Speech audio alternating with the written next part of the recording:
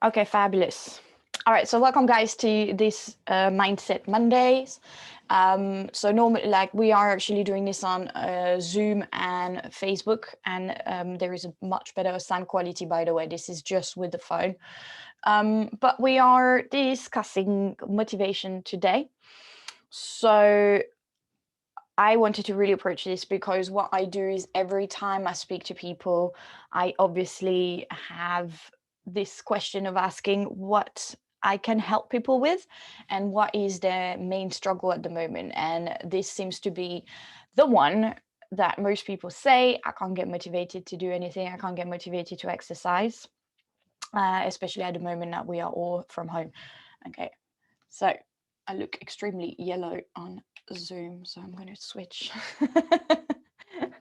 I don't want to be yellow. I want to be regular. It would be nice. So motivation. So how we're going to approach it is, first of all, we are going to look at the questions that we need to ask ourselves in order to have motivation.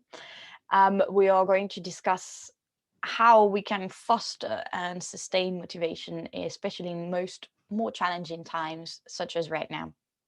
Okay, any questions that you have, comment on this feed, comment everywhere. You can comment before, you can comment when you watch this replay. It's absolutely fine.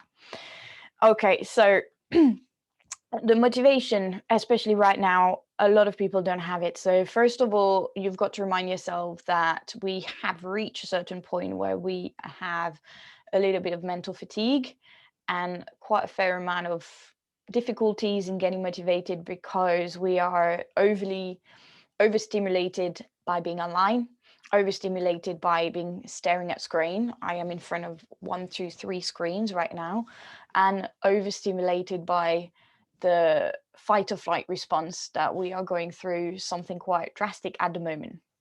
On top of that, things like it seems to be dragging on forever when you look at what's happening with the new measures that the UK has implemented. It's not looking like we are going to get out and back to the gym before mid-April anyway. So there is still a while to wait. There's still a while to feel like we can have a normal life.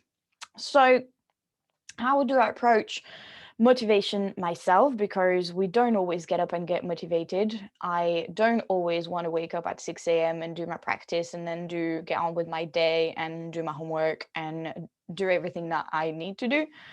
So everybody's human.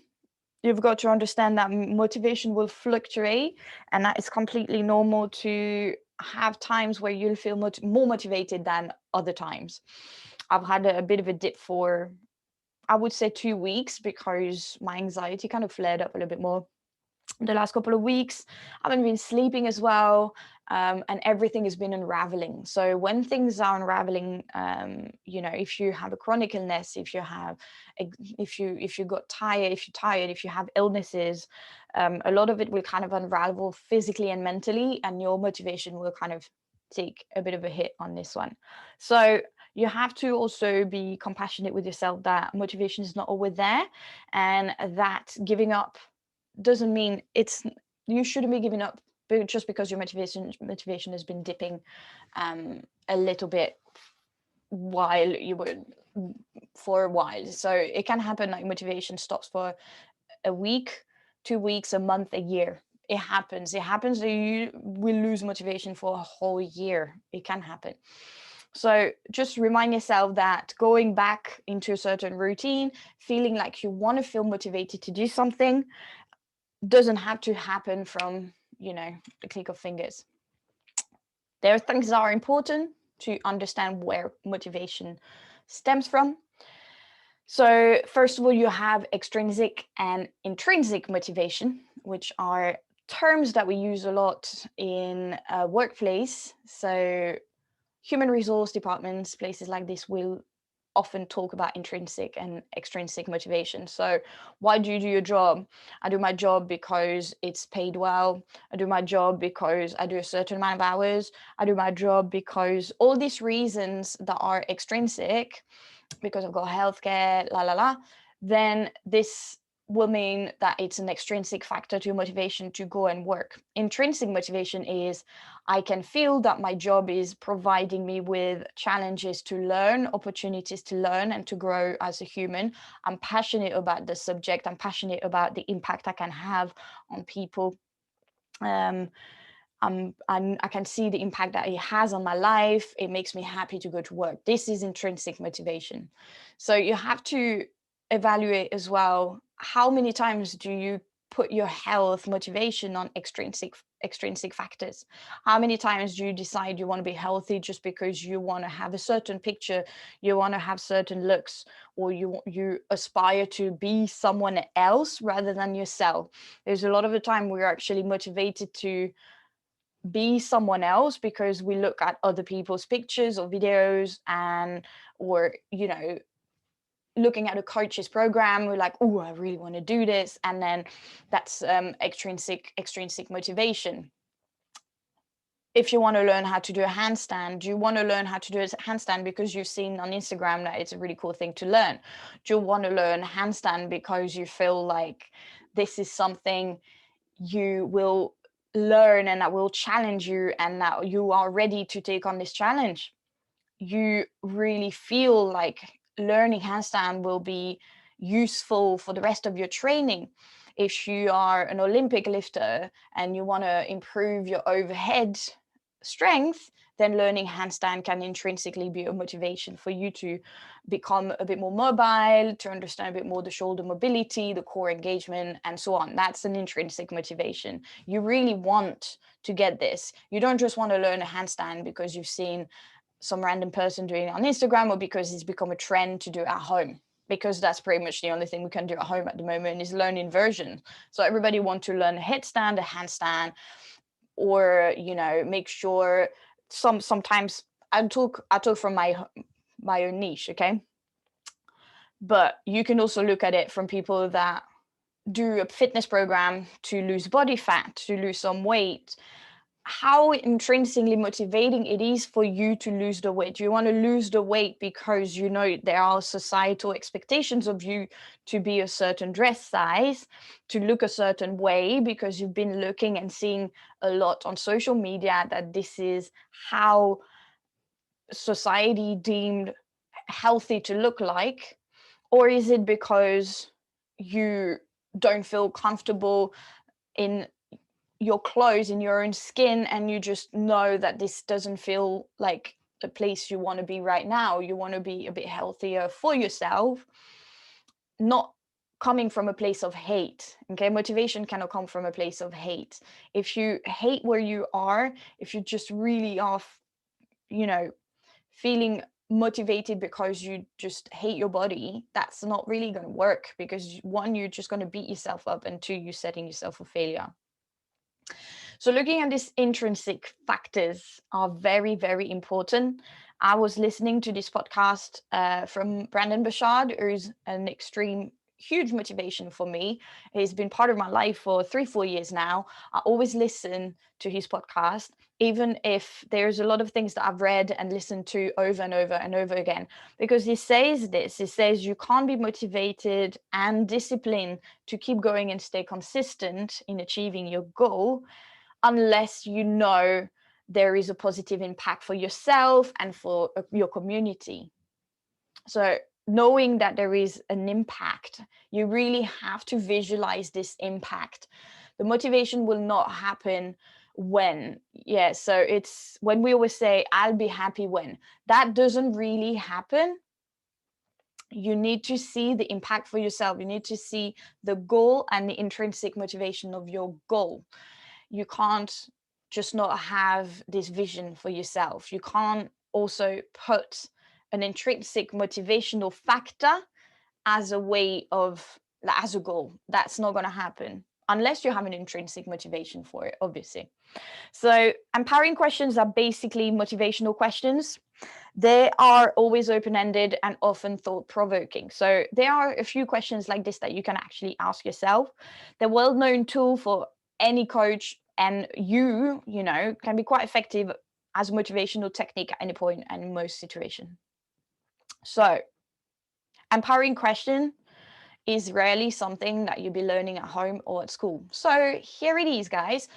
Take a pen, write it down if you want to just work on it in your own time.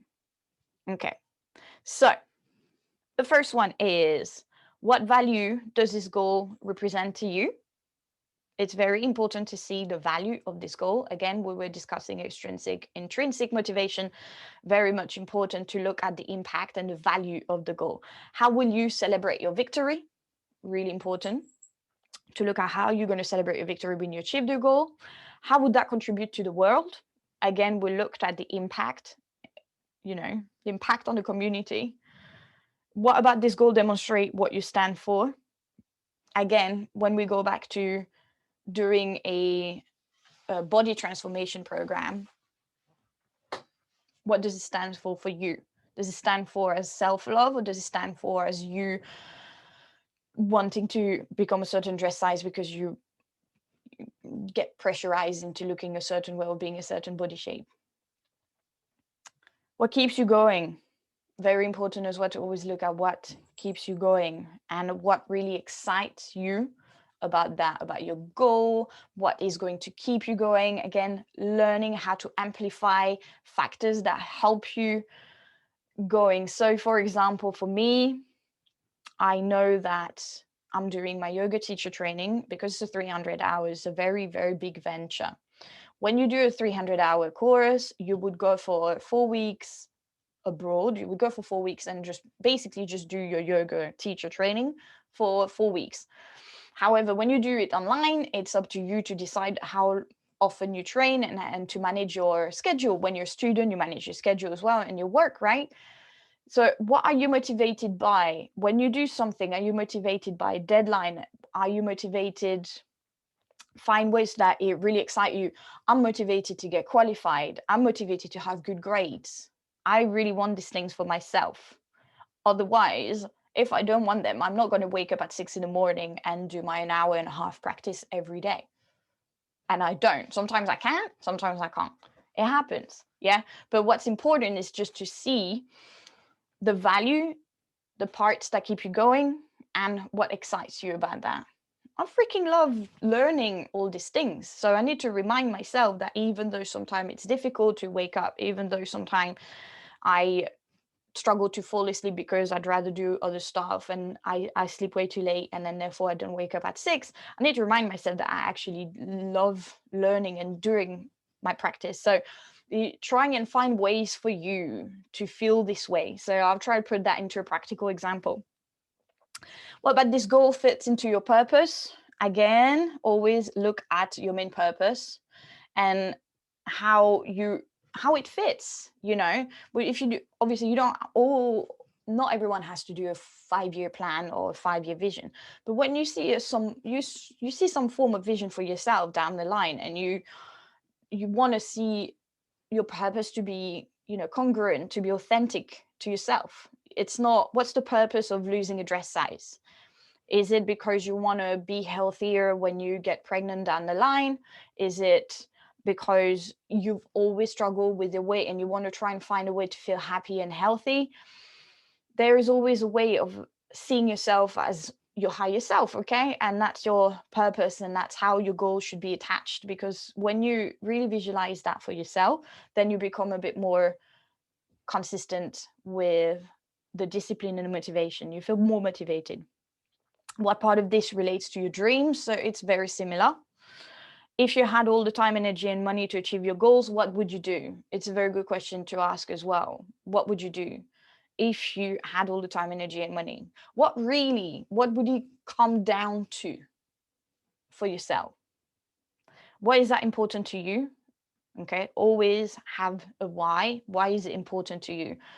I want to become healthier for my children. I want to be a yoga teacher and to do a business degree because I want to reach more people. I want to be able to reach across the world and spread my message of love and positivity to as many people as I can. So this is why I'm learning how to scale a business, and it's making me really passionate. Yeah, so always find something that's make you feel that it's important. What do you want to experience from it? What works well for you? What's another way back to look at that as well? Are there other ways for you to achieve this goal differently, or to implement different habits to achieve it, rather than habits that don't really fit your lifestyle or that you struggle with? So what obviously most people will come across when they're trying to achieve a certain goal. Let's talk again about health and fitness, achieving a handstand. Within a handstand, there's so many elements of learning. There is a foundational training, there is the mobility training, there is the core strength training, and then there is the handstand training. Okay. And a lot of people don't understand that you have to start with all these kind of steps. And obviously, they have to kind of be, how does it fit in my life? How does it fit in my life for me to learn all these elements and be okay with it and feel like I'm still going to be motivated to do the most basic movement patterns so I can reach my goal? Okay. So there is other way to look at it. It's the same when you want to do a body transformation. There's a way to look at counting your macros and working out a bit more than you would, and just kind of adapting around that and just looking at it from a different perspective. How can you reframe that to help you move on? You can reframe this as well. And how will you demonstrate motivation and perseverance? So actually visualizing yourself as, how are you going to demonstrate this motivation? How are you actually going to demonstrate that you are motivated and that you're persevering into this role, into this goal, and that you're going to see it through, right? So what I've looked at now is how the psychology of motivation works. There is this book, actually, but I've taken an inspiration from positive psychology. However, there's this book that I found really good, that you should all kind of read. It's called The Power of Habit, from Charles Duhigg. If you want to see what it's about, you can actually read. I've written a review on my blog on fitfrenchkiss.com/blog. You can actually see what it's about. And it explains how we create habit and how we change the habits. So to give you a nice sort of illustration around it, I really like this one. When they expose rats to have a reward, depending on certain cues, they would have to press a button. So when they pressed a button, a drop of blackcurrant juice would drop down and come into the mouth, which is the reward, okay? When they kept on doing this, the brain started developing patterns, so the response would become more and more automatic, which means that at some point the rats actually didn't get the drop of blackcurrant juice, but just kept pushing the button a few milliseconds before the drop would come down. So the brain has developed such strong patterns into the habit that they pressed before the juice were coming down, just a little bit, because there is a cue, I can't remember, but there is a message that says there is a light. When they see the light, they press the button. And when they saw the light, they were pressing the button faster and faster. Things were becoming so ingrained. And this is how also addiction can kind of stem from that as well. I'm not going to expand on that one, but it's super interesting. Go and read the book. But basically what happened is, after they were suppressing the drop and they were still pressing, they were still getting the cue, but not the reward.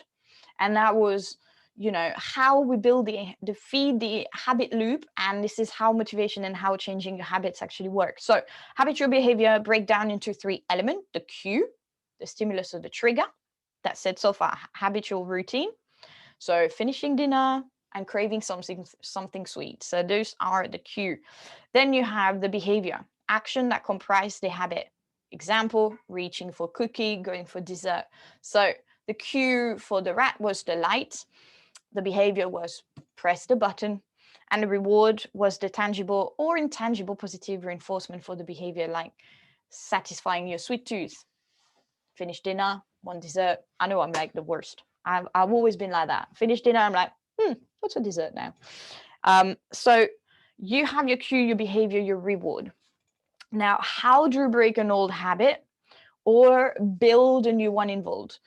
Is identifying the cues that trigger this habit and planning a new behavior, and then build a reward. So building a new reward around that as well. So by planning a reward for our desired behavior, the new habit, we can create motivation to continue with it. Cue, reward, behavior. Cue, reward, behavior. Remember that. Cue, reward, behavior. So we're going to look at a table. I'm just kind of explaining to you. You can do this exercise. So if, then, and the reward. Yeah, so cue, behavior, reward. The cue is if I start doing this, if I start browsing social media instead of doing my homework, behavior, then I will put my phone and tablet in the cupboard.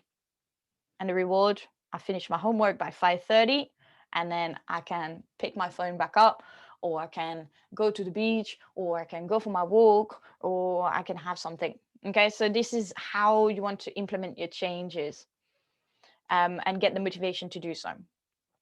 So yeah, implementation, intention. People often fail to act on their good intention despite the best intention to eat more healthily, to be more physically active, or to declutter the house. People often fail to do so. So we often do that. So there is also a gap between intention and action, which is quite common. The intention action gap is observed even when intention are strong and urgent action is required. So the need to lose weight for medical reason, that's a different, that's a different intention that losing weight to look a certain way. Again, intrinsic, extrinsic factor.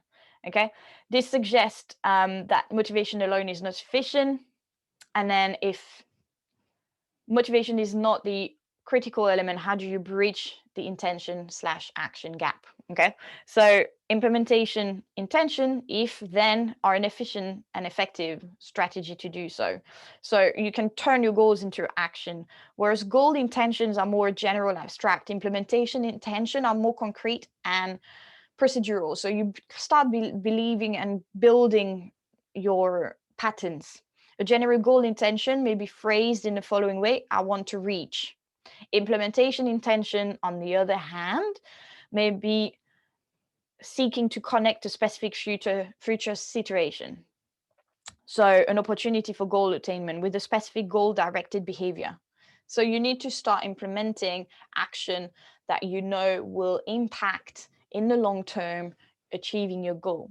So with a specific goal-directed behavior, in doing so, the situation then become mentally represented, which will activate it in your brain. So again, the cue, behavior, reward, leading to better perception, attention, and memory concerning the described situation. So consequently, the chosen goal-directed action will be performed automatically and efficiently. So without conscious effort or deliberation on the part of the decision maker. So that means that the more you implement in the intention and you create those cue, those different behaviors and those reward with the habit, this new habit loop, the more automatic it will become and the easier it will become for you. This also has the effect of freeing cognitive resources for other mental processing tasks and for avoiding competing goal and distraction. Thus, simply specifying the when, where, and how of the goal-directed behavior make goal attainment more likely. So again, this is from positivepsychology.com. I've got some exercise that I give to my clients this way. So this basically will really help you harness. So the more you create this if-then implementation based on your intention, the more your brain will easily get this behavior and this habit automatically, and also it will become less draining and less draining mentally. Sometimes it's very difficult to keep going, and when sometimes you feel very tired of trying to keep up with your habit and your goals, sometimes it just gets a lot. it just feels like it's a lot, right? So this one is, the more you get into that, creating that healthier habit loop, identify your cue and change that behavior and the reward, and then you recreate this pattern. So it takes repetition and practice and intention. So if your intention is there and your implementing strategy is there, then your motivation will be a bit more likely to stick. Okay. So implementation intention can be used effectively to cope with emotions as well. So seeing what triggers certain emotions can also help in terms of your mental health. So I think that's pretty much how I wanted to approach it. I think I've provided you with also some real life example. Again, we're all human, and feeding the habit loop or changing a habit loop can happen very, very, very easily and very quickly. So this is also something you want to identify, is when your habit loop is becoming, it goes against your goal, or you know that you can identify that it's actually not productive or becoming toxic as well. Okay, so again, I'm going to approach it from a personal experience. For me, it's making sure that I'm not working past a certain time, because I end up being at like 9:30, 10 p.m. still on my computer and still working. And then after that, I need that time to go through my phone and just do random stuff and just kind of relax.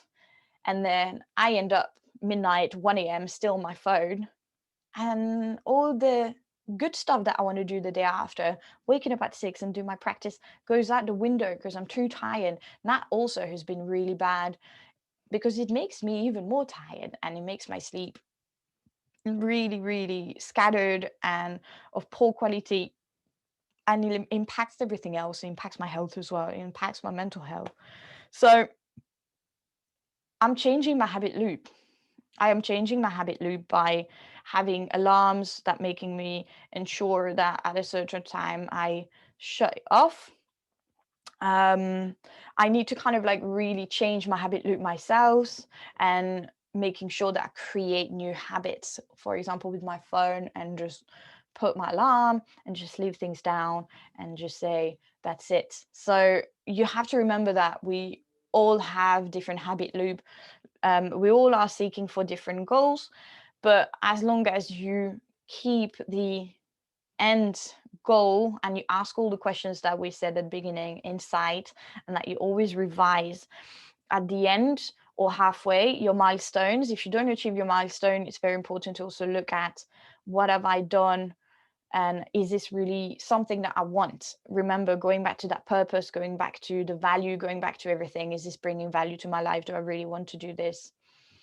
But as long as you start from there and then identify and create habit loops that will help you stay consistent, then you're setting yourself for success, and you're setting yourself to stay motivated even in the times that you're not motivated, because you know that sometimes the motivation is not always there, but you will come back to it. And when you feel like you've lost the motivation, revert back to the questions. Don't revert to the habit loop. Always revert back to the questions first. Because when you start sitting down and reevaluating again your goals, what you want from your goals, your purpose, then you start going again. Like, it fires you up. Knowing that impact that it can have on your life, your future self, it will fire up that motivation again. So I hope that you enjoyed that lovely little talk on motivation tonight. Let me know. Please share it to someone who needs to actually watch or listen to this, because we also have this as a podcast. And if you want to join my Facebook group to discuss this between the community, it's called the Empowered Badass Club. Just send me a DM and I will add you on it. But I hope that you found that this was interesting and clear, and let me know. I would love to see and hear from you. You can tag me, or you can, take a picture or whatever, do something. Let me know how you get on. And I'm sending you so much love, you guys. And again, I will see you next week for a next Mindset Monday. Keep checking my stories to know the next Mindset Monday. And if you want to ask question before the Mindset Monday, you can send it to me and I can answer your question live. So thank you so much, guys, and go forth and be your own kind of badass.